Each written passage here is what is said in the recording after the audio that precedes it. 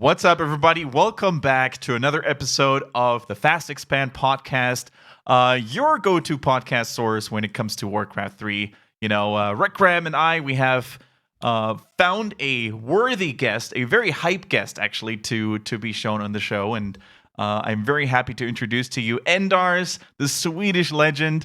Before we get going with everything else, why don't you just introduce yourself to the people out there who may not yet know you? All right, yeah. Hi, guys. My name is Tom Endars.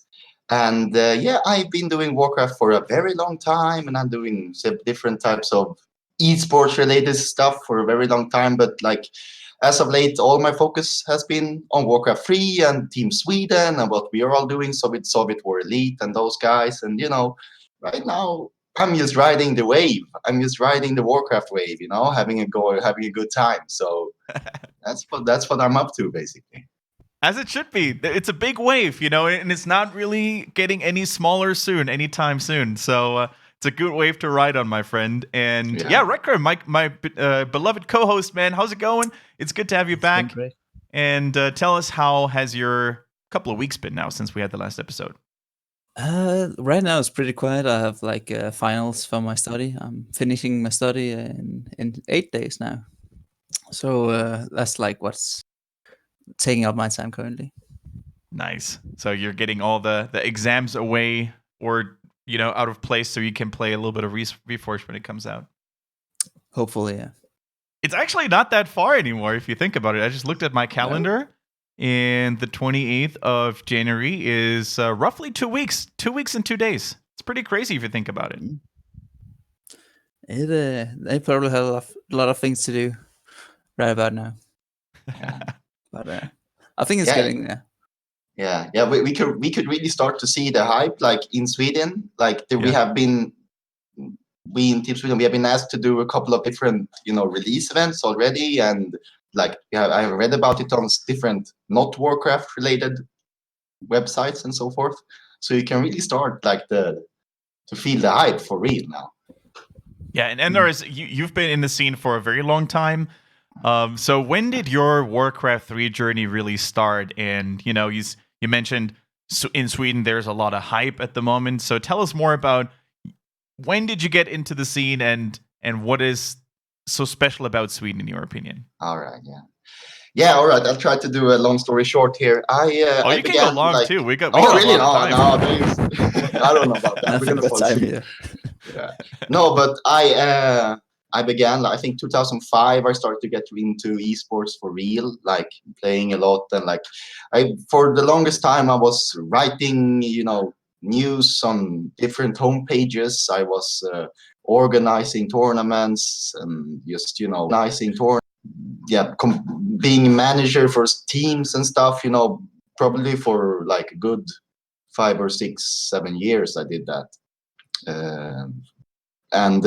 Then around when StarCraft 2 was released, I actually got a job, I actually made money, real money from esports as a commentator for StarCraft 2 for the Swedish national television. So nice. I did cast StarCraft professionally for about 4 years, in Swedish though. So I did a lot of events and throughout all over Europe. Worked very closely with DreamHack. Yeah. For many years. Who was your favorite player back then in StarCraft 2? Oh, in StarCraft, always love SOS. Yeah. I remember the way he played when at BlizzCon and stuff. That was really cool, and I was a Protoss player, so SOS. Same. Yeah, no, I always liked it. It's so funny. I think most StarCraft 2 casters are Protoss players, right? I know Todd plays Protoss, Roddy plays Protoss. Yeah. I don't know about. Yeah. No, yeah. So and then but I always felt like Warcraft was my game. I think most of you guys feel like there's always, it might not be Warcraft, might be another game, but it's always one game that really is your game.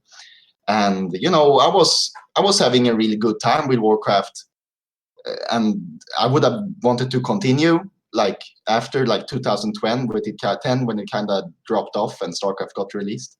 But I got the opportunity to make like real money and travel and like really live this esport dream that I always had with StarCraft. So I went into StarCraft with that, and kind of left Warcraft 3 behind with a little bit of a broken heart, I would say. But I don't regret it nowadays. But still, I always figured Warcraft was the real true like love I had with a game, and around 2015, 16, I kind of felt like I had enough of like StarCraft and working with esports, so to speak. Other things started to get into my life that I figured took more place. So I kind of quit StarCraft, and then I just actually my brother was the first player from that I knew of that discovered Warcraft 3 Arena, started getting back, like actually noticing, wow, there's actually still a scene going on. Yeah, like, it's just all in Asia, Yeah, no, but it was like, Back to Warcraft basically carried from like 2010 to 2016. They carried the Warcraft scene on their shoulders, basically. And, they had a little community here with Warchief Rich and Rudan and Starshape. Those guys really, before Happy came on back and so forth, there was a Warcraft 3 scene, even though it was very, very limited. Yeah. And I kind of rediscovered Warcraft there after a couple of years away. That's that felt amazing. And then from there on, a couple of more Swedish guys started to join in. We got talking, got the old band back together, so to speak. And from there on, it's just I never looked back. I mean, I've never had this much fun in Warcraft ever. Like, this is the most amazing. Even back when we were competing like with the Swedish national team over in Germany back in 2008. We were like traveling around, like going all over the place with events and stuff. But still to this day, this is still the most fun and the most excited I've been about Warcraft ever. That's so sick to hear from someone who's been invested for so long. And I think the feeling is mutual with me. Although I haven't been as invested in the past, I've always been following. Back when I was in high school, still we used to play Warcraft 3 a lot in his basement. At a friend's basement, and it was just a different feeling because back then you were just younger, but now you kind of you kind of just know how to appreciate it more because all that stuff would happen in the past, and now to relive all this with a little bit of nostalgia, with a little bit of new hype that's building around the new tournaments that are coming up that we're also going to talk about, by the way, in a bit. It feels just really good. RehcraM, how long have you been knowing Endars, by the way? Because you were the one who actually contacted him, and it was really cool. Yeah, how long have I been? When I joined the scene, Sui was already around and playing clan leagues. So I guess I just, seen him around on Twitter and managing the clans since I joined the scene again. This is the first time we were having a conversation, I think. Like, nice. Yeah. No, but I think also, I praised Kendric a little bit earlier before we went online, but I think RehcraM, you have really been doing a good job as well. What you're doing with Warcraft 3 info is like, that's terrific, man. I don't know. We like, you're like, there is a couple of like people who like carry the scene still, and I think that's good. I think there has to become even more of those guys, but you're one of those guys, so you're a little bit of a beacon here, I think. I appreciate that. That's right, and he I can tell you, man, he's the best replay dealer that I know. Whenever I do I do a replay cast or something like that, I always ask RehcraM, man, do you have some games? He sometimes trolls me. I'm not sure if he does it on purpose or not, because he sends me these replays that are like 40 minutes long, and here I am just expecting a 20-minute epic game, and then it turns out into a 40-minute mass expansions Twisted Meadows Night Elf game. I'm like, okay, here we go. RehcraM, you actually watch that many games? Like, you're watching that much? A lot of the games are from tournaments, and then I hear that a game is really good, and then I watch quad or the replay myself. Yeah. Wow. And then I'll take a look at it and send it to Kendric. There was that game with Infi and Happy where Infi played Night Elf. I hadn't seen that one, actually. Everyone has just said so. I've heard about it. I haven't seen it either. Yeah, I heard about it as well, and then I just sent it to Kendric and It was epic. Don't get me wrong, but I didn't have it in my schedule. I wanted to cast 3 replays, but then it turned out to be only 2 because that one went so long. But it was epic, and it was actually quite foreshadowing almost with what happened only a few moments ago or a few days ago in the Huya Cup. It was also Happy versus Infi, different matchup though. Mhm. Yeah, it wasn't. Didn't they play it today? Like They this morning? played today, yeah. The final of Huya Cup. Yeah, it was Yeah, today. Like, Yeah. It must have been the first like major tournament of 2020, except for the clan final. Yeah. Infius played some lane tanks and stuff, right? 5 base race. Well, it was he played tanks all the games, but it was like mostly a tank and then transition to knight stuff. So Yeah. tanks for delaying mostly. Mm. Oh yeah. Feels good when humans are finally catching their stride, even against undeads again. So there's no more excuses. How about you ask the undeads if it feels good for them to play against it? Probably not. As a fellow undead player, I dread the thought of just facing several mass tanks games in a row now. Tanks game and Blizzard harass and that's the stuff. Just the most fun stuff to play against. What do you play, Endar? You're a Night Elf player, aren't you? Oh yeah. I'm Night Elf. Yeah. I'm trying to, I'm looking for inspiration wherever I can get it, versus human especially. Foggy is trying to lead the way, but I have a lot of good Night Elf players in Team Sweden that there have been really interesting discussions. Like basically what everybody is talking about now is that we in Team Sweden, we're going to have to start playing more Warden. But everybody's so they're like, oh, it's so try hard, I can't have to deal with this Warden, man. It's like I can do Keeper and Demon Hunter, but every time somebody mentions the Warden, everybody is like, oh, Jesus Christ, well, how much APM do you think I got? So. That's the thing with the Warden. I think except Law Light, no one is really known to go for that hero like consistently and very successfully. Because going for Warden is one thing, but then winning with it when it matters, that's another story. Yeah. No. Yeah, I think like that's basically we like when I read like Lil DC and Starshapes talking, like we're talking about how to play versus human, for example. That's nice. Like they talk about how to like if they should try to do the Warden or whatever you need to do. I don't know, but yeah, that's how it goes. RehcraM, our resident human player, have you played tanks in the recent past? I have played tanks, and I think so. I don't really recall any game, but I don't mind playing tanks once in a while. Okay, once in a while. That's a good way of saying it. I actually rarely play a fast expand, and tanks can't really work on one base.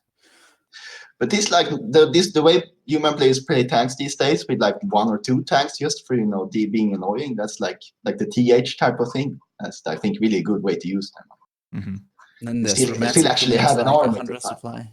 Yeah. Yeah. What's so cool about tanks? I guess especially when, like you said, Endars, when you don't focus like mass tanks or something, they focus just so much reaction from your opponents, so much investment too. Like. Sometimes opponents overreact to them, and then you're winning with resources, and you can just abuse that really easily. Yeah, I think so. So yeah, guys, I actually today's episode, I wasn't really sure if we're gonna make it in 1 hour or 90 minutes at max because there's so much to talk about. But we're just gonna try regardless. Let's start with one of the major topics that a lot of people are hyped about at the moment. I'm pretty sure the viewers and the listeners out there they want to hear about it too, and what we have to say about it. And if you haven't heard, welcome. That's a treat for you because the future of esports in Warcraft 3, at least for the next 3 years, looks pretty good. Looks very promising. The ESL and DreamHack, they've just announced a 3-year plan of the ESL Pro Tour, a series of tournaments that is kind of comparable to formats that we know from other games. So we have 4 major tournaments, the challenger tournaments, and then there's one big finale, one big tournament in a year that determines the world champion, if you will. That's likely going to be BlizzCon. We don't know yet, though. There's a little bit of speculation going on which tournament and where it's going to take place. But there's a pretty hefty prize pool as well for Warcraft 3. They mentioned $200,000 a year. So if you add that over the 3 years that they promised, it's going to be 600,000 in total. Maybe they're going to, increase that when the first year turns out to be really successful. Maybe they're going to leave it at that. I think they only promised 1 year for Warcraft right now, isn't it? Are you sure? And then 3 years for StarCraft. That's how I understood it, at least. But because I checked the ESL page today, and I know for StarCraft they definitely promised 3 years, but I looked at the ESL page, and they also had the same animation, like 3 years, da-da-da-da-da. Might have been a mistake on their website, though, and maybe it's just 1 year. I might be wrong. Do you know, Endars, what is definitely true? Let me see if I can find it actually. Like, my interpretation was that it was only for 2020, but like you say, maybe if they're like, the way I see it, it's like this is like Blizzard's way to like, and because Blizzard is the one providing the money, as far as I understand. Yeah. Like ESL and DreamHack are just, they're the tournament organizers, but Blizzard is the one, with the cash. So see, if you look at I'm gonna send you guys the link on Discord too. Or I'm going to post it to RehcraM here and then to the chat too.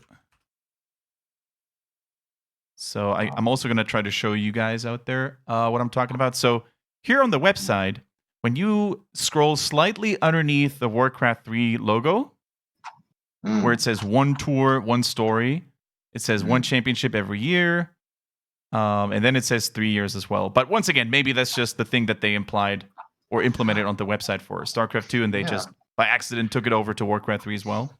No, but it would make sense because I mean, look, if this is Blizzard's way of saying, hey, we care about esports, we care about Reforged, because they like all the messages that they have put out is basically, we're gonna care about Reforged. This is our baby. This is what we're gonna try to, do our best to, take care of it. And like, to just do a 1 year plan here, I don't know. I think they have much broader. They wouldn't develop all this just for 1 year at a time. I think they want to do it for at least 3 years. That's what I would want. It would also be weird if you brand both of your tournaments ESL Pro Tour, and then one just discontinues after 1 year and the other one continues for 3 years, even though you basically try to align them all into this one epic journey in RTS.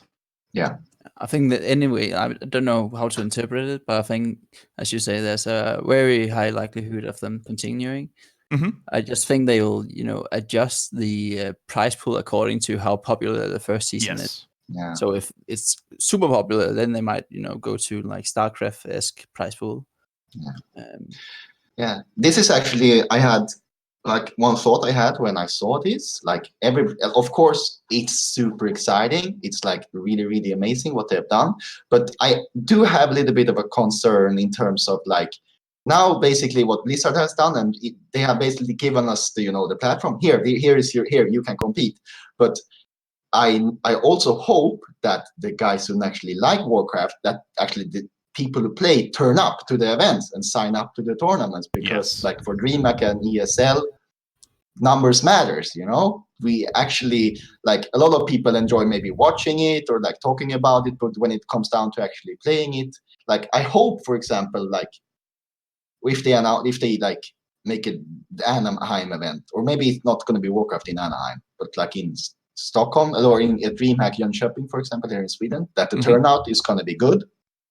And like I really think we shouldn't like celebrate too much yet, because now we as the community has to do a little bit of a job here. We actually have to, just like we did with Rising Cup, which I think is amazing. Like the turn up to those cups were amazing, and I believe, like, I'm not too involved in it. I don't really know if I understood this correctly, but the way I understood it was that we actually got a lot more cups now, thanks to the amount of players that turn up to the December cups.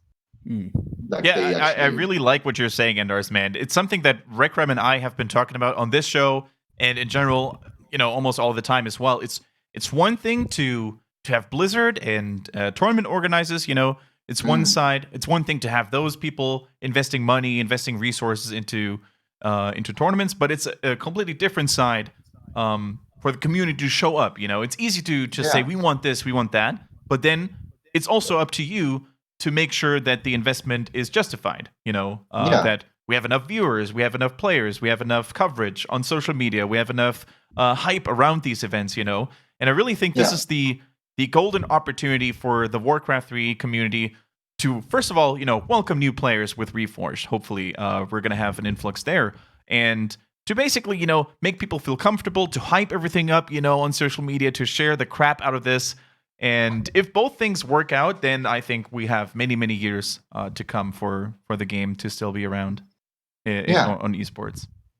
Yeah, I really do believe, like I said, we have a little bit of a responsibility here. We have been giving this golden opportunity, just like you say, but it's like we gotta show up. Like, even if you know you're not standing a chance, you're a 30% balance player, like, just for the sake of being able to enjoy this, you kind of have to give back a little bit. It's not just the one way, relationship here, so to speak. Yeah, and you mentioned the Rising Star Cup.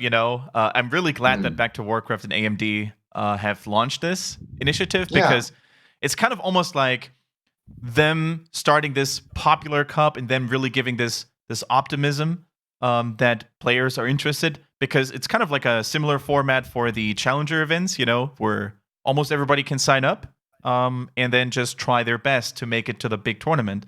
And then there's also going to be weekly cups that are part of the ESL Pro Tour as well. So it's really like this nice groundwork by people like, Neo and Remo and AMD to really just, almost make people feel used to it. So the initial barrier, the maybe it takes away the shyness from people as well, to be like, oh, can I really do this? Do I really want to do this?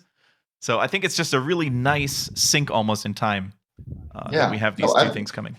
I agree. But like I said, I talked to you guys. I jokingly said earlier before you turned on the stream, like, I saw today that the first ESL Pro Tour in StarCraft 2 had 120 participants, and that was a really big deal. But I was like, but let's break that. I mean, we as a Warcraft 3 community, we could easily break that. We could easily get a lot more than that, because we showed it in Rising Cup. And I know, like, I worked with the DreamHack people for a long time, and the ESL guys, and numbers really do matter. So, if you can show them the numbers, they're going to give us back, So that's what I think. Yeah, RehcraM, dude, you're leading by example. You participated in the Rising Cup Star, in the Rising Star Cup already. My ass handed to me in Rising Star Cups. That's correct. I participated in 3 actually, just for the sake of nice Endars, man. Okay, so you know what? I gotta join you next time. Yeah, gotta join you for the next next your one. Money where your mouth is. Yeah, so go ahead. You wanted to say something? I think it's fun to participate even though you don't have a chance. Exactly. You can also always try to, get as far as possible, and then you can get the opportunity to actually play a good player and, experience how big the level difference is. Yeah. I think that's quite entertaining too. Yeah. It's always it always makes for a nice story as well when you 30 years in the future, you tell your grandchildren how you back then got smacked by Happy. So it makes for a good story. But this actually, I'm gonna this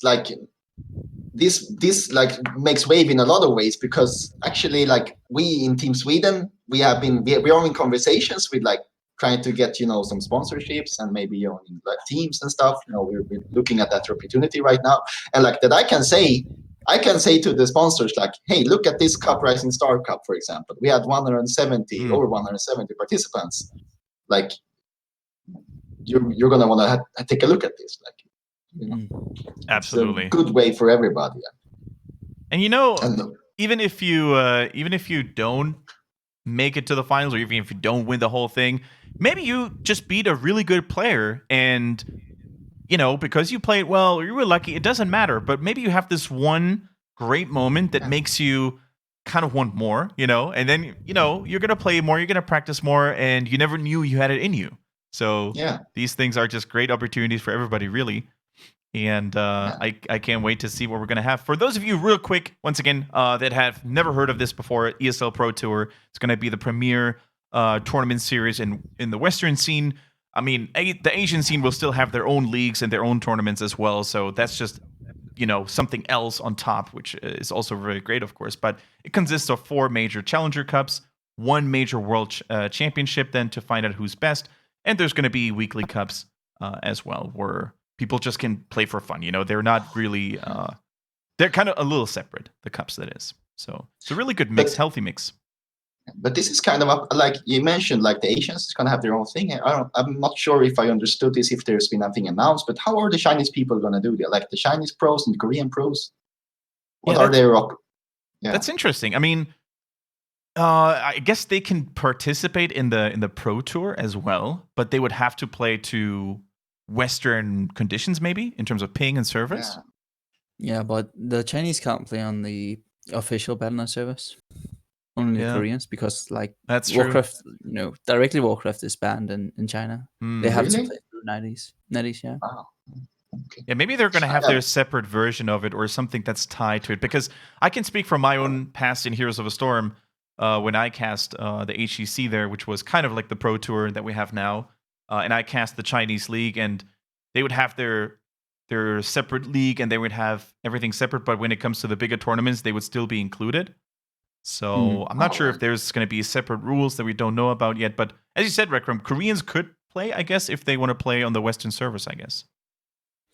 Yeah, and maybe it will be tied up with WGL or something, because that's like the official Chinese version, and that's supported by NetEase, which is just like There's Blizzard too, right? Like NetEase and Blizzard advertise. it is like indirectly Blizzard, yeah. Yeah, kind of very strict, close partnership. Exactly. So it might be like Chinese qualifiers through WGL and NetEase, and then they join the big tournament championship. Yeah. I have no idea, but that's one way they could go about it. And that's the thing as well. There were so many questions about so many details already, and I know Apollo, who's also a well-known StarCraft 2 figure, of course. He said, "Guys, give us a little bit of time. We're still planning everything, but we want to make it as great as possible." So I'm pretty sure they're already thinking about that, or we'll get some news in the near future. I mean, like, as long as it's not just like, we have to have a nice mix, there has to be European players, maybe some American players. I think like it's not as fun. It's just going to be just Koreans, for example. Like if 4 Koreans go to, like, say, Sweden and just come 1 to 4th, like it's just like, I hope they manage to make it some sort of mixture of. But yeah, I think also, of course, there has to be like a world championship without Infi or like another Chinese pro is gonna feel kind of dull. Like. Yeah. It wouldn't really be a world champion if you right, like, yeah, CH and Infi. Yeah. As much as we love our Western players, our NA and EU players, it just wouldn't feel like a complete tournament if there were no Koreans and no Chinese at all. Yeah, I'm sure DreamHack is gonna figure this one out. I think like. Yeah, I don't know. I think like in terms of the relationship with Koreans, I mean, from StarCraft, ESL has a lot of experience with that. Easy. I mean, they must know like. But that's a potential problem for Chinese players, because I remember in Heroes of a Storm back then, when you had Chinese players attend an event, or Chinese teams, because it's a team game, it's a MOBA. Oftentimes you had this problem where some players couldn't make it because they didn't get their visa in time. So for Chinese players, that's a big thing. That's a big hurdle. So, and the first Challenger event is going to take place in roughly 40 days. So is it? Oh, the Challenger event. Oh, yeah, wow. Yeah, in Anaheim during DreamHack Warcraft Open. It's 40 days, man. That's crazy. Wow. It's not that far around anyway. Hopefully the game will be ready to be used. Reforged. Hopefully we can have a decent viewer mode, observer modes, no bugs or little bugs. Let's be realistic here. Yeah. Wow, 40 days. Yeah, and that's like, to everybody listening from Anaheim, you got to show up, man. You got to show up and provide some support. But yeah, that's going to be amazing. Like, I can't wait to see what they do with the production. Like, we're never going to even get. I'm like, imagine this type of studios they got, like with the desks and stuff in StarCraft, with analyzing. Like, wow, it's gonna be like, and that's the thing, right? Endars and RehcraM, like back in the days, we remember the grubby days, the early days, with Insomnia and other legends. Like, esports wasn't really what it is now. If you look at the StarCraft 2 production value that they have, with big ass Protoss and Zerg and Terran icons flashing, disco lights roaring through the stage. We've never seen this for Warcraft 3, really, in this extent. Or if you've seen it, it's been in Chinese. Like, like even close. But yeah, that's gonna be like, and I really hope they like get the Back to Warcraft guide, Neon Remo, Mm-hmm. Like if they get them in there because they deserve to have that type of production, so Neo don't have to do the production himself. Like Yeah. it's gonna be that's gonna be amazing. I'm really looking forward to that. Yeah. And if people don't fall in love with Warcraft after watching that, I don't know what. And you know what? I think with StarCraft 2 already, you can see a little bit. I don't want to call it a renaissance yet, but I think a little bit of a resurgence of the RTS genre. You know, Yeah. StarCraft 2 had such a successful year in 2019 Yeah. in terms of viewership and production and everything, really. And I think this trend really just doesn't stop for StarCraft 2. I think Warcraft 3 or 4, you already could see it during the beta, which, let's be honest, is far from perfect for Reforged. But even there, so many streamers on Twitch were checking it out. Viewership has increased steadily. And, I mean, back to Warcraft, they know it themselves. Their viewership with Rising Star Cup, for example, is just exploding. And I really think this is just the beginning of a nice little resurgence of Warcraft 3. Yeah, this is like another whole different topic, like how we shouldn't go off trailer, I think, but like how RTS, kind of what I thought, like RTS is kind of, past its heydays, like it was kind of an early 2000, late 90s type of thing with like StarCraft and Red Alert and Warcraft and all those stuff. But then, came all the MOBAs and the team games, people wanting to play together with their friends. They don't want to do these solo players type of things, but maybe I'm wrong, and I'm very happy if I am. Yeah, this is really cool. I mean, people maybe just got tired of playing with teammates all the time, They're moving away from the MOBAs. They want to play Battle Royales. They want to play RTS again, maybe.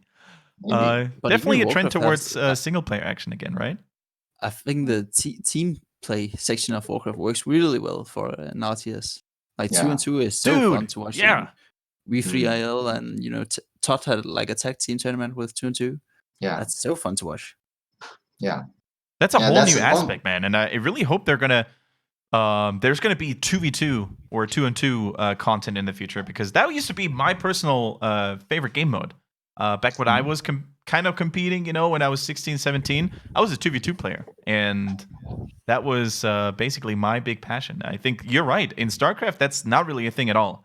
You never have 2v2 StarCraft 2 tournaments or something like that. Very rarely. Very, very rarely. I wanted to add one thing with the ESL Pro Tour. It's funny because since I worked with DreamHack for many years and ESL and mainly DreamHack, we follow each other on Twitter and stuff. And like the couple of days leading up to this announcement, like the DreamHack people starting to like and retweet my tweets all of a sudden. And I was like, why are these guys just now starting to liking all my stuff on Twitter? They might hire you again as a Swedish caster, bro. Oh, I don't know. Are you going to cast in Ridgebake? We'll see. I'm quite savvy with the English language, Samuel. I don't know. But, we got a teaser of your casting at the Sweeland. Oh, yeah. Or something else. Yeah, it was next level. Yeah, but so I was like, and then actually when they announced this, one of the guys actually tweeted to me, and was like, I was watching your, it was during the Swedish LAN as well. I was watching you guys. I knew I had something special in store for you guys. So, that was quite funny, actually, just to see that they actually pay attention. Dude, that's a smooth transition, RehcraM, because that's also something I wanted to touch upon with you, Endars, because who better to ask about the Swedish adventures at the LAN than the man who was in the thick of things, man. Tell us about the whole project. How did it come together? Who was participating? And how amazing was it? Yeah, all right. So this is actually a tradition we have been doing for the last couple of years, 2 or 3 years actually. We try to, all the guys who play Warcraft together in Sweden, we try to meet up at least 2 times a year. And, Skutt's father lives in a house in the center of Sweden in a small little town called Mjölby, which basically almost in the middle of Sweden. Mm-hmm. And he has his rather large house there that he lives in by himself. So nice. We found this perfect opportunity to 2 times a year we raid his home and we put up computers in his basement and we play Warcraft for a weekend. So we've been doing that for probably since 2017. I would like to say, maybe. And that's like always like the biggest highlight ever. And we have, funny enough, like had different people like show up. Like we are a couple of guys like me, Knopf, Scoot, Thorsane. We're basically like the steady guys. We come all the time. Mm-hmm. But then like we have had different people, like Neo from Back to Warcraft has been there once. And we have had, now this year we had Mad Frog, like this Nice. time. And the previous time we had like my brother Effect has been there. Mm-hmm. Yeah, like different people come and go, and it's always so much fun. And it's just like all of us have like real lives with real jobs and so on. So it's like so amazing for like a couple of days, just get together and just gore, like just revolve in this amazing just Warcraft inferno we create. Like we just talk about Warcraft and geek out with each other, like play games, talk like strategies, and just Yeah, and for a couple of days, there's nothing real life related, really. Exactly. No work stuff, no wives, no kids, no other games, nothing. Yeah, no, it's amazing, and it creates sort of I think there's no secret, we're a very tight knitted group in Sweden, like and that's mainly one thing of those. Like if you actually live together a couple of days, like 2 times a year, it actually creates a very nice bond that we keep. And so that's how it goes. We're very lucky. I mean, it's not everybody who can like have access to this type of house, and his Scoot's father is amazing too, because he's like really into esports. He loves to play Warcraft. Like so he's playing as well. He's playing with you guys. No, I mean he's playing other games. I'm not sure what he's playing, but he's like sitting in his he has his own setup with like 4 screens playing games and watching streams and like chatting with us on Twitch, and he's just that's he's so sick.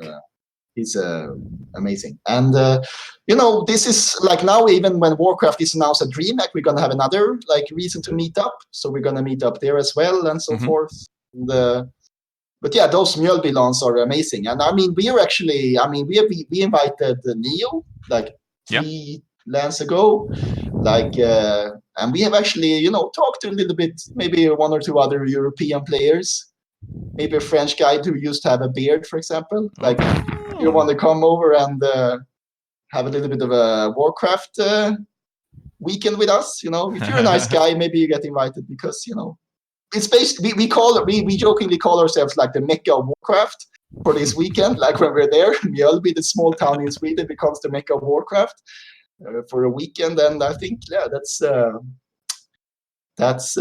place to be if you like Warcraft. Almost reminds me of the Home Story Cup, it's that they have for StarCraft. So maybe you can launch a project similar to that at some point. Yeah. Rival Todd, he has this Iron Couch going. Yeah. That's another thing, man. Are we going to see an equivalent of Take TV's Home Story or Seed Story Cups maybe for Warcraft 3? That would be so sick if they did something like that. Yeah, we Mjölby, right? Yeah, we can. Yeah. We could easily fit a couch in that basement. Easy. But Todd hosted this Iron Couch. Unfortunately, the Swedish guys, we weren't able to come.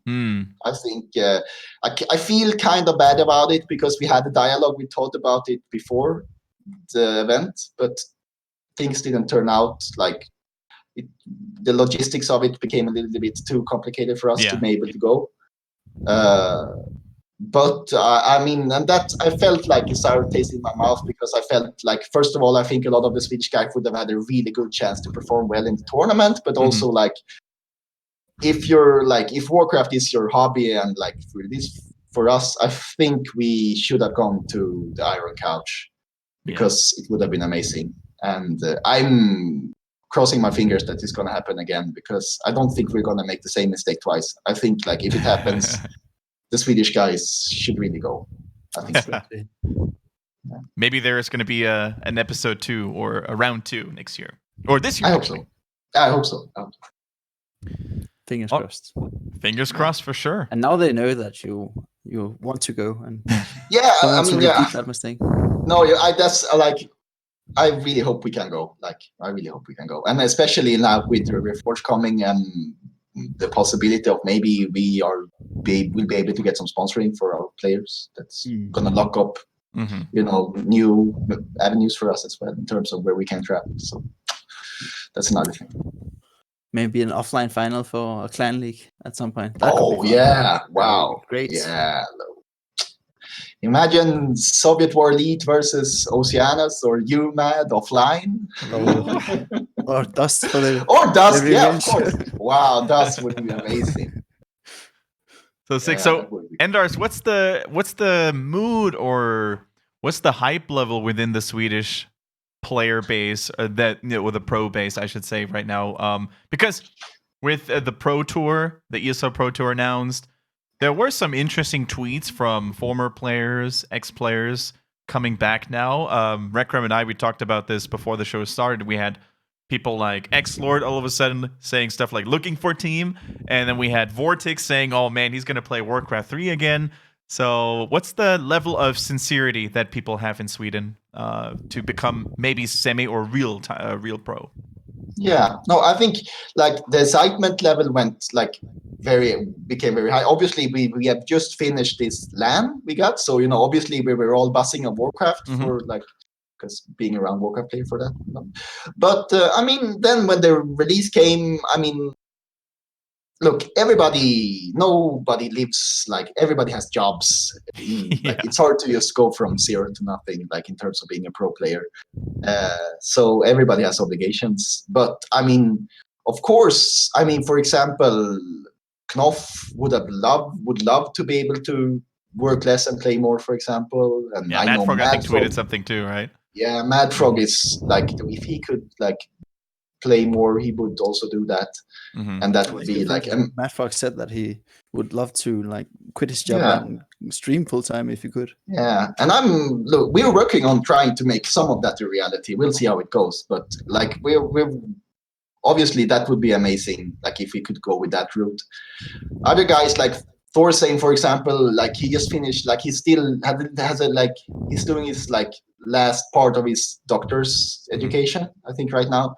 And I mean, I'm not sure if it's a viable option for him to quit being a doctor and going into programming again. I don't know. But I mean, semi-professional, sure. I mean, this is. Look, we have been able to perform very good, I believe. The last couple of years, we're in there. I mean, we compete with obviously not maybe the best, but we're right below there, I think. Yeah. And below the happy Infi TH tier, there's a lot of people, like Thorzane, like Starshape, that are actually really serious about this and are tough to beat, even for people like Foggy. And that's the thing.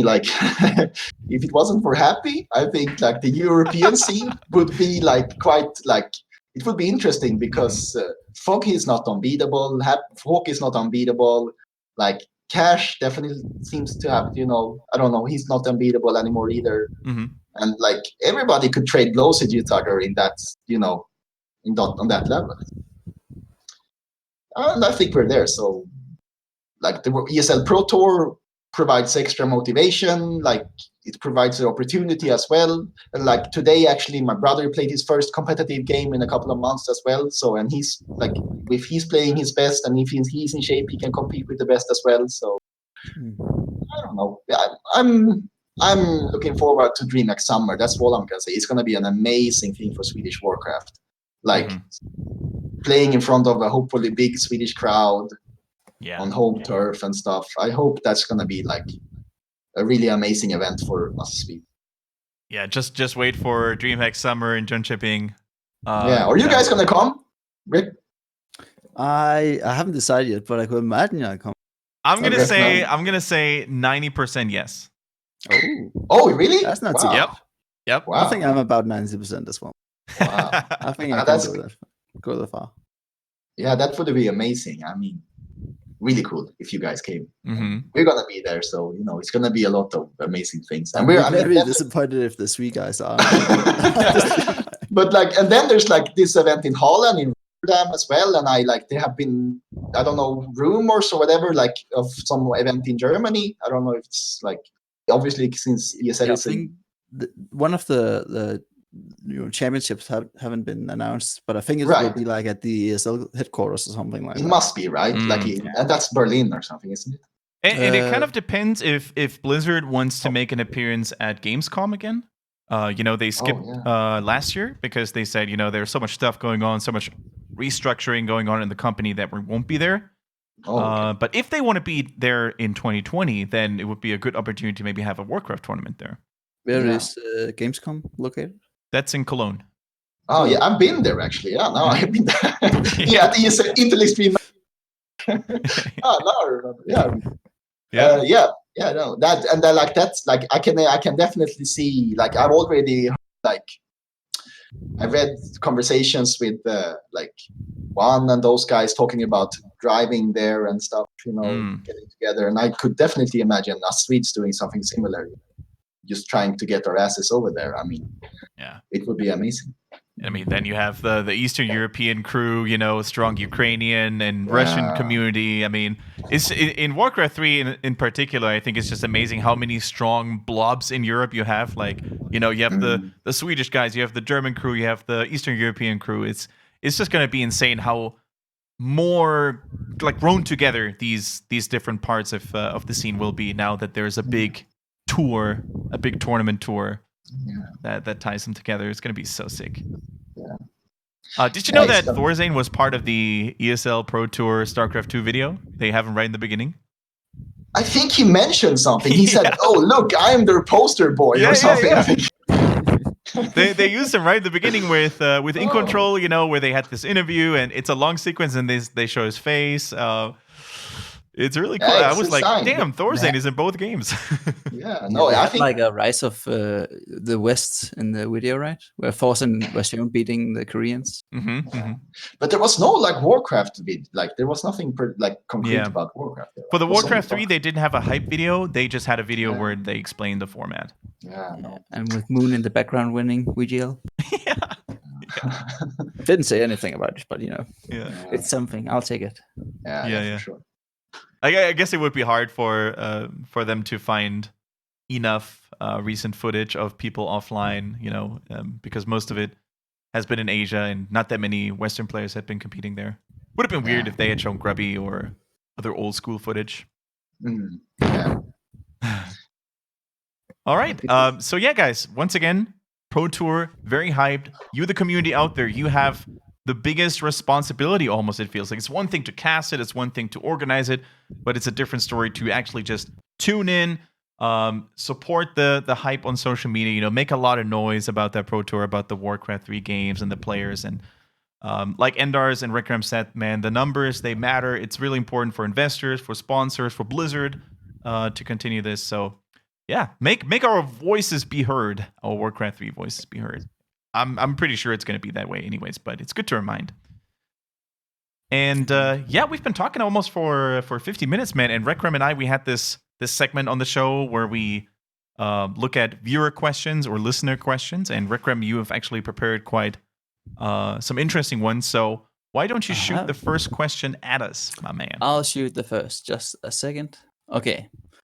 So I asked earlier today, if they had any questions about Warcraft, then it could be personal or tournament or strategy. And the first question was after the Huya final today, if tanks, if that's a good addition to the game, if it's a valid strategy, and if it's the best strategy for human against undead, and if it's a fair strategy, if it's unbalanced either way. Personally, I think right now we don't see tanks as super oppressive in the meta. I mean, we've started seeing it more against undead, and it looks decent. I wouldn't say it's super overpowered because it is hard to play. I don't think it promotes the most healthy playstyle in the game, and I find it a bit flawed game design wise. But I would like to hear your thoughts about it. Let you go first, Endars. Yeah, all right. Yeah, I think it's not as bad as it used to be. I think the way some years ago human players abused tanks was not cool. Like I said earlier, the way you players use them today, like a tool to make a little like to create some sort of response, but it's not the bulk of their army, so to speak. Like they can actually have a real army with the like that makes it kind of more interesting to me. I think it's a nice way, but like it creates. I mean, it's like it's dual-edged sword, so to speak, because it can create these amazing matches. I mean, I remember like Happy versus Romantic, for example, is in this team league some weeks ago. Like there was a game on Amazonia there, was really cool. You know, it can create really cool matches. But at the same time, I mean, on the lower levels, I mean, because since it requires like if you face it, you require so extensive knowledge and scouting, for example. You need to know exactly when they come and where they go, and so to speak. So if you're not really a pro player or not really in tune to, you know, what's coming, it's just gonna not be fun at all. So it's kind of one of those things that, you know, in a pro match, if both players are really on top of their game, it can become an interesting factor. But like for most guys, like playing against it, like if you're playing Nightel from Twisted Meadows and you play a human that does that with mass expansions and stuff, it's going to be horrible. And you're going to want to uninstall the game. So I don't know.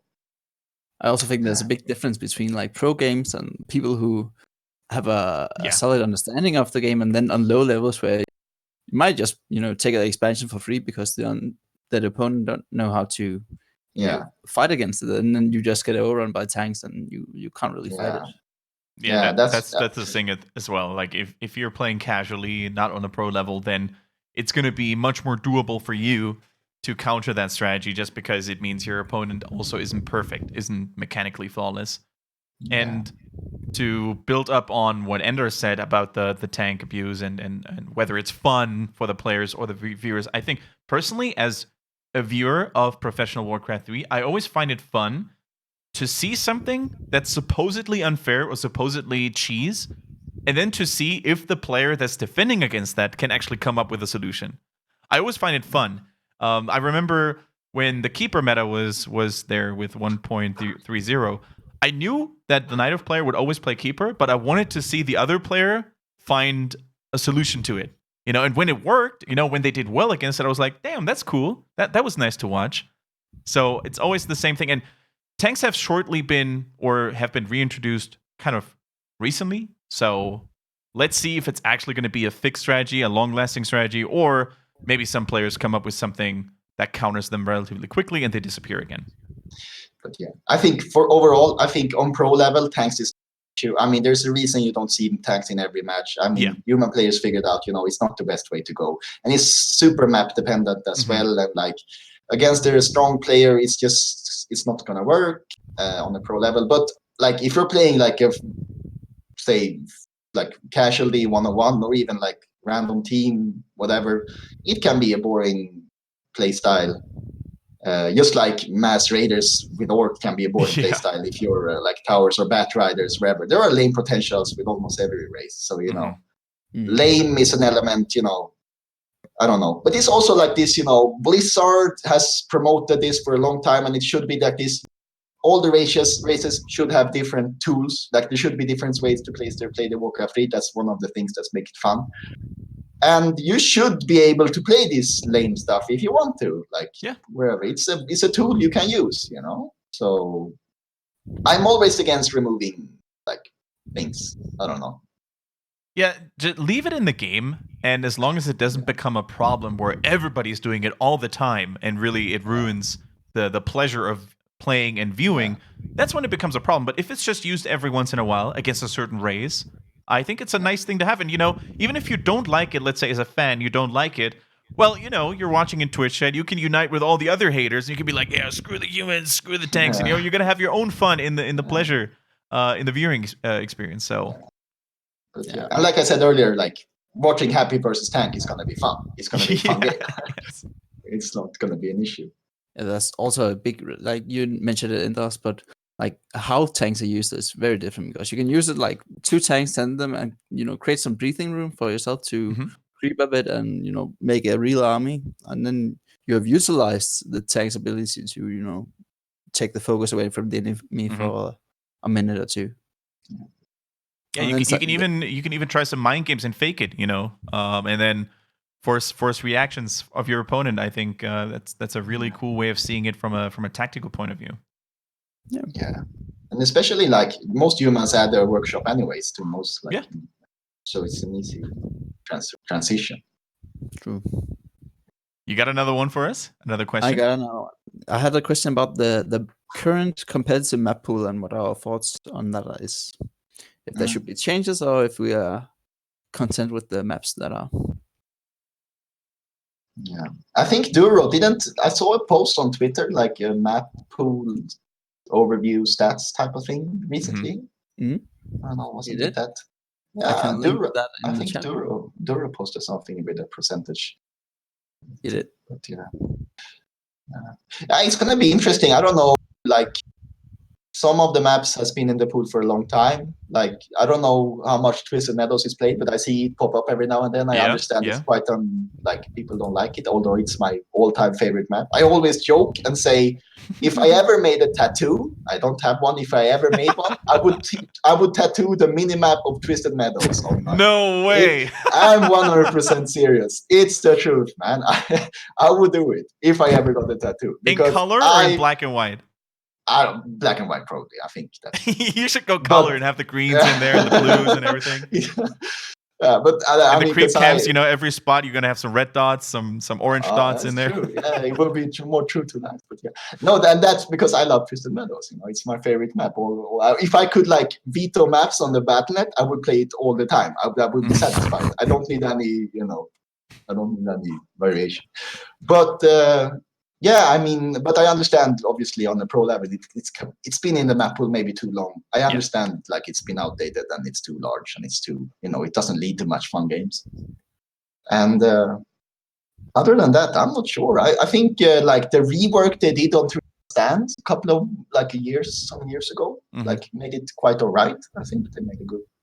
Dude, it's my favorite map to cast on, but it's always banned. I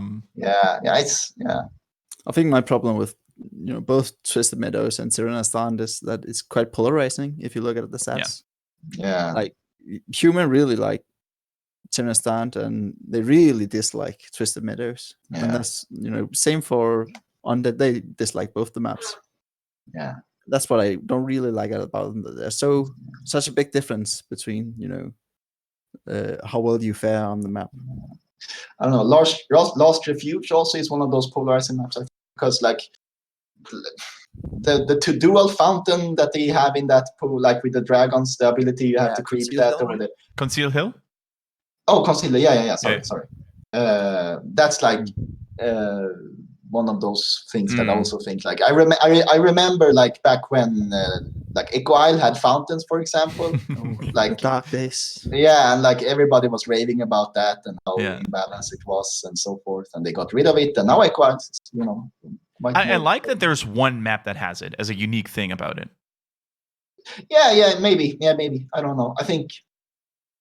Yeah, I don't mind it as personally, but I can understand how it can be frustrating for people to play like that. I think it's hard to balance, fountains. Now we have like Gargs are really strong on Conceal Hill, for example. Yeah. And also like it takes away some of the racial identity, I think, because for example, if Orc, they are known as having quite bad sustain in the late game. But if they have a fountain they can pull back to after a fight, I think it takes away some of like the intended weakness that Orc has. Yeah. So I think it also makes it more forgiving for bad harass play early on. For example, with heroes, you lose a lot of HP and then you just let the heroes at night chill at the fountain. It's kind of forgiving for you that way because you messed up. That's true, yeah. But this is like the rotation of maps and so forth. I always like, if you're used to Warcraft, like you're used to having the same maps, it's kind of, personally, I always like that because it creates kind of this, you try to maximize like how you play the map and you try to figure it out 100% and so forth. There's a joy in that, I think. And like in StarCraft, I always remember for each season there were new maps and I don't know. I see like it's fun and it's entertaining and it creates this new way and maybe some new strategy can change the meta a little bit somewhere. But like as a Warcraft player, you're like kind of supposed to like how it is. You're supposed to like Echo Isle and Twisted Meadows because it's been like that all the time. I think we Warcraft players can be a little bit conservative a lot of times. Yeah, and compared to StarCraft 2, we don't have to get used to new maps as frequently. In StarCraft 2, they switch quite a bit. Yeah. What do you think is the best map, quote unquote, in terms of competitiveness? Do you even have a favorite in that, or is it hard to say? Oh. I think my favorite is Northern Isles or Last Refuge. Last Refuge I think is really nice too. I don't like Concealed Hill like with the ogre abuse and like mentioned with like the fountains and stuff. I don't know. I find that to be I could live without that. Right. And I think Trina Stand kind of creates, I don't know. It's interesting the way people play with Zeppelins on that map, for example, with the drops and like seeing Warden players play really good on that map as well. But I don't know. I'm not sure. I think Amazonia is nice because it always becomes a really action-packed match. It's easy to create very, it's open. It's easy to fight. Find each other. So it becomes oftentimes very entertaining matches. But, Echo Isles, I think, is great because it's so predictable. It's almost like it's all like a chess game almost. I always say that on stream because it's very small, it's very narrow. You know what your opponent is doing 90% of the time if you're good, and it's just about your execution of what you do. And it's about on the shop. yeah. Now, I like the fact that like Northern Isles and Echo Isles have contested camps compared to some Amazonia. On Amazonia, I often feel like you split the map and you take that part and then I take the other part, and then after we equip, we fight and see who comes out on top. On Echo Isles and Northern Isles, it's like it's essential to use your power spike to try to get those camps and understand when you should try to harass the opponent from getting those camps. I think that's quite interesting. I hope at some point in the future with Reforged, we're going to get a Lost Temple Reforged, a new version of the map. It's always been my favorite, I know, but it's very old and very outdated. I think it's all right in 2 and 2. I think both Lost Temple and Twisted Meadows are quite good maps, actually. Yeah. All right. Let me see if I got a question for the round. We actually talked about the visa issues potentially and the DreamHack tournament being so soon. So that was one question from Knut. Do you think there will be a bigger tournaments prize pool wise in China than the ESL Pro Tour? I guess we can say Asia instead of China. Well, if VGL continues, then it kind of rivals it, right? Because that's twice a year, and that's like 70,000 the last couple. So that's up there if you take it together. You can expect them to maybe even up their prize pool now to pull even. I wouldn't be surprised if they do that. Yeah. And I just really hope, and I really hope that Blizzard and NetEase and ESL and DreamHack, that they all get their ish together and they don't mess up the timing, so no tournaments will be overlapping. I really hope that the players have enough time, at least for the major ones, that they don't have the conflict of, like a Happy, for example, that Happy doesn't have the conflict of, do I go to WGL or do I go to the ESL Pro Tour Challenger Cup? I really hope they're not going to mess that up. You never know. Yeah, I can't jinx it, but I think they'll manage to organize it properly. Yeah. But this is also one thing that's a luxurious problem to have. But I think like with StarCraft, we actually run into this problem with oversaturation. Like you saw the pro players play all the time. I wouldn't mind. Like, look, right now we have the Pro Tour. We got maybe World Cyber Games as well. And we got the VGL things in China. Like, I'm fine with that, keep it like that.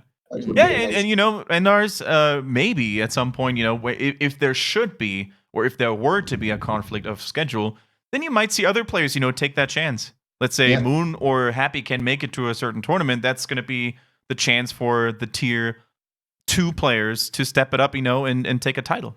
Yeah. I agree.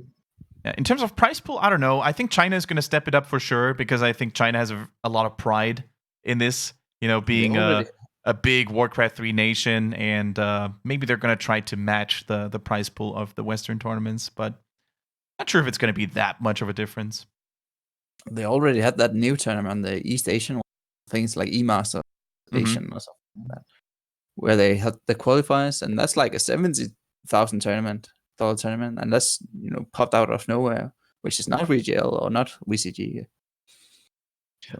But China has kind of created their own little ecosystem during the last couple of years here. They've got their own thing going. I don't know how much attention they pay to like the Pro Tour. Like it would be interesting to read like on the Chinese forums to see what the Chinese players, the pro players say or so forth. Like if anybody could make an interview with him where he talks about it, it would be super interesting to be a nice thing for Gorland Harbor maybe to get some info on them. Exactly. Like would be like just a word or two about how they perceive this, because it really feels like they have, their own thing. Like when was the last time a Chinese player traveled abroad? I mean, it cannot be long. Like, you know what? I'm gonna tweet at them to see if they have the chance to maybe get some impressions or some answers from the Chinese community on the Pro Tour, or if they don't care at all about this at all. Could be in China, nobody cares at all. They've got their own thing, and all right. Yeah, I really hope I hope they pay attention. I hope it would be cool, but I don't know. Okay, RehcraM, you got a final question to wrap it up? I do have a final question, and this one is about gameplay. It's about how you go about improving the most efficient way possible. It's like, would it just be playing the game, or would it be replay analysis, or would it be watching Twitch and YouTube videos? So this thing, I get this kind of question a lot on my own stream, or I used to get it a lot when I was casting Heroes of the Storm as well. And I think, personally, that a lot of people are trying to get better. And because they're watching a lot of YouTube and a lot of Twitch, they think they got better and they think they deserve to be better. And that oftentimes conflicts with reality. Because I think watching someone on Twitch or watching a tournament on Twitch is a completely different thing from watching it and taking notes, or watching a replay and taking notes. I really think this process, like how you process the information, is really what makes the difference. I can watch Grubby stream 5 weeks in a row every day or every night, and without actively writing down or trying to get some sort of processing what he does and what he doesn't do, what mistakes he made, it won't really matter. Because if you just watch it, it's kind of like the same in school. If you're trying to learn a language and you just read the books, but you don't actually do the exercises and you don't analyze your mistakes and stuff like that, you're not going to get better. So this is really my recommendation to everybody out there genuinely trying to get better in Warcraft 3. If you watch a tournament, if you watch a streamer, or you watch a replay, just take notes, whether it's digitally or you have a little notebook in front of you, and really just try to look at your own mistakes as well. Try to use your own replays and compare that to what you just saw in a pro game. I think people oftentimes, they don't pay enough attention to themselves, and they don't take enough effort to really write stuff down and process it mentally, so it will have an everlasting effect. That's just my 2 cents. What do you guys think about it? Actually, during our Swedish LAN on Knopf stream, Thorstein had a nice. He was asked this question, I think, and he talked. I'm going to butcher basically what he said, but sure, go for it. That's great. He talked about how. He talked about how, like, some players are more, maybe quicker on their hands, and some players are more, able to problem solve and so forth. You have to kind of, first of all, that's where I personally think talent comes a lot into play, like in terms of problem solving, because Warcraft 3 is a game of problem solving. Basically, you're presented with problems in real time. That's what strategy games are. And your ability to think logically and solve those problems is going to make you good strategical players. And Thorstein talked about that in terms of also, like, if you're slow on your hands, for example, if your APM it's not high enough, if you're not quick enough, maybe you need to actually put a lot of effort into improving that and so forth. But like for me personally, it took a while. Like I remember it very clearly. but it took a while for me to understand that. Look, like the difference between me and my brother, for example, he's very successful in Warcraft, is that I don't have the ability to problem solve like he does. I'm not gifted with that. I can't look at the situation and think like 3-4 steps ahead the way like a pro player can, and like read what's going on the way he can. And that's talent. I mean, that's the same way if I play chess, for example. I can't think that far. I can't problem. My mind doesn't work that way. That's talent. I think that's the best players are the best problem solvers, I think, because even I can have decent micro and I can have decent macro and I can do a good thing. That's just practice. But in terms of problem solving, for some people, if you're really going to be good at it, you either have it or you don't, I think. And I think that's oftentimes what you see in pro games too. The various types of players, that you just mentioned, Endars. Some people are just micro gods and they execute the same build over and over and over to perfection. Yeah. But other players, they are just masterminds when it comes to macro, reading their opponents and planning stuff that surprises their opponents and being there with good map awareness and stuff like that. It's really, I think that's a really good point. Like, try to figure out which type of player you are, what your strengths are, and most importantly, what your weaknesses are, and then work on those. Yeah, and that's also that's the best players are the players that has been given like the best gift. You have to have, first of all, you have to have talent. That's something you're born with. Then you have to have dedication. That's another thing, but you don't. And discipline, those things, dedication and discipline, you can actually, it doesn't matter if you're talented or not, you can have it anyways. And you have to have an environment where it's all right to practice a lot. For example, I always remember this. I read an interview, I think it was with Mad Frog. This must have been way back in 2006 or something. And he basically said, look, in order to become a pro player, you need to have a period in your life where you're playing a lot. Like, you have to have a couple of years of just hardcore playing, thousands of games. And because when you reach a certain level, you're not gonna need that amount of games anymore. It's enough. That's something I hear about a lot of times. Like Thorstein talked about that as well. Like, he can think about the games, he can think about situation, he can analyze them in his head. He doesn't need 20 or 30 games a day to keep that level and keep improving. But sometime in your life, you need to have like a period in your life that you're just playing the game, learning the mechanics in and out, and you have to have getting the experience of being in different situations. And that's, I think, also very, very true. I think all the pro players that's been around and is around today has had that period in their life, and they've just been ladder monsters, Yeah. That's RehcraM, what are your 2 cents on this question or this problem? I mean, I agree with everything said pretty much. I think my approach to it is that when I, sit down and try hard in a game and try to actually improve, then I need to know what went wrong when I lost the game.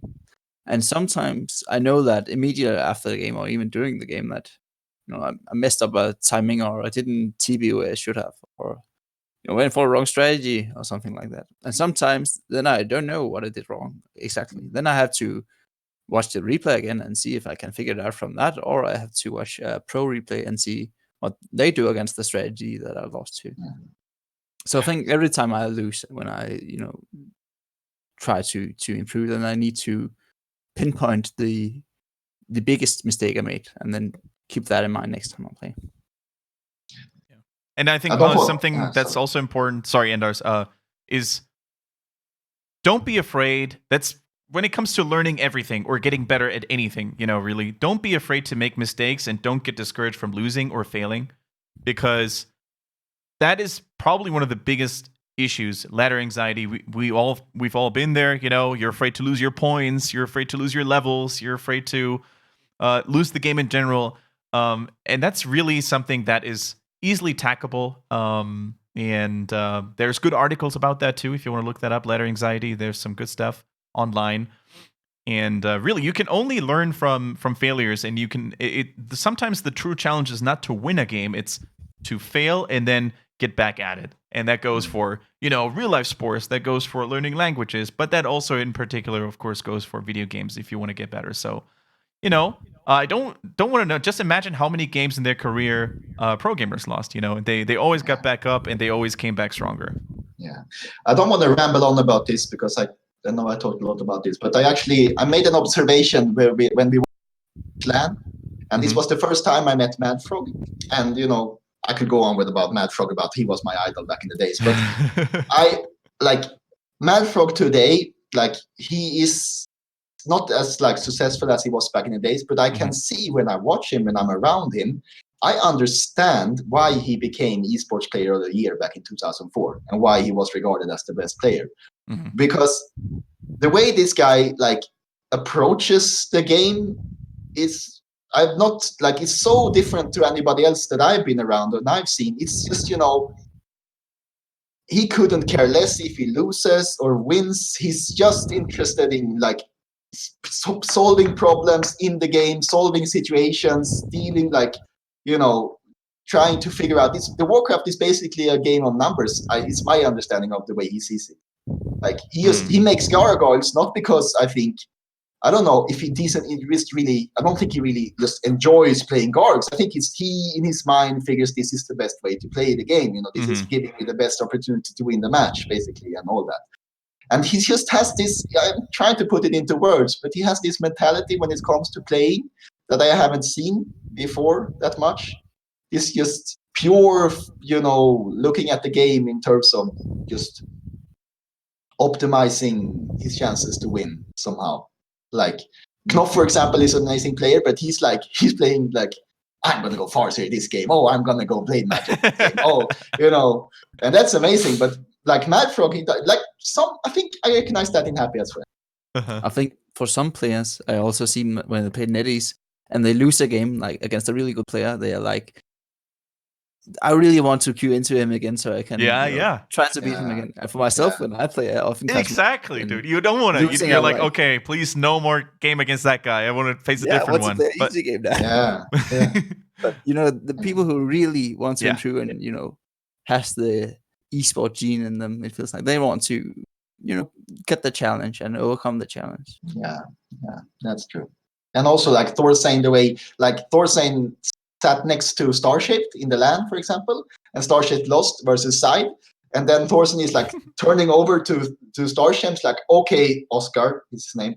Let's watch that replays in half speed and see what happened. And Starshaped was raving on about, Imba, you know, he can, what is this other race and stuff. But Thorsten is just like, I'm sure we can find out the mistakes you did. I am sure it's not only about imbalance situation. You know, and Thorstein just, you know, when he plays, he sits like after he finishes the game, he sits silent. He like goes over the game in his mind. You can going the brain working really hard, you know, just analyzing it, watching replays directly afterwards the game, like win or lose, watching the replay, just going over it in his mind again. You know, that's also, you know, I think what makes the difference. That's great. Yeah, I think that is actually a really cool topic to end on. You know, a high note. We had some really insightful topics today and some great insights from you, Endars. Thank you very much for coming on the show, dude. It was great to have you. One of the funnest episodes really that I've had in a long time. So thanks guys, it's been amazing. Yeah, it's so much fun when you get to talk about craft. I mean, this is such a luxurious thing to have to be able to do, you know, to sit there and rave about the most amazing game. I couldn't have a better time. Thank you guys. Where can people follow you, you know, if they wanna stay connected with you on social media or stuff like that? Tell them, go sell out a little bit.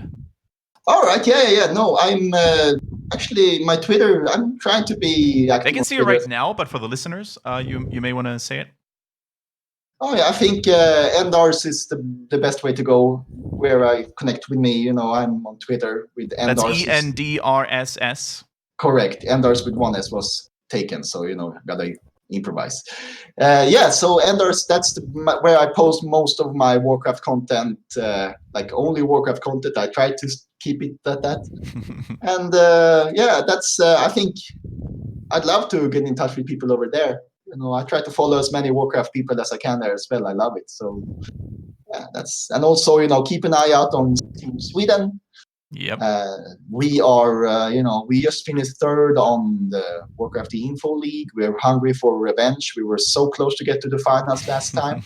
I think that's where we belong. And we're gonna, things is gonna get bigger and better for Reforged. We have had, like I said in the beginning, we're gonna do some release events in Sweden for Reforged together with other with companies and stuff. So, and then we got other things in pipeline as well in terms of big things. So Very nice.